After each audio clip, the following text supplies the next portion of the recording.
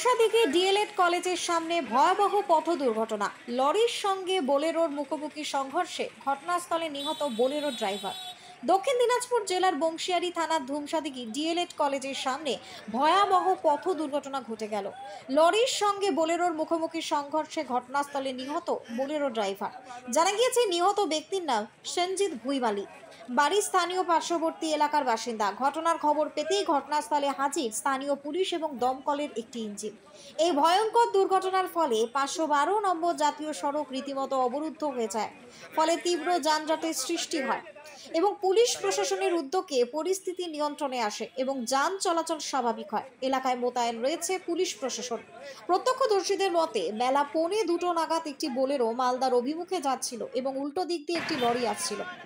ধূমসাদিকে D.El.Ed college সংলগ্ন জাতীয় সড়কে মুখোমুখি সংঘর্ষের ফলে লরির ভ্যানের দিকে চাকা সম্পূর্ণরূপে ভেঙে পড়ে এবং নষ্ট হয়ে যায় এবং রাস্তায় পড়ে গাড়ি অবরুদ্ধ হয়ে যায়।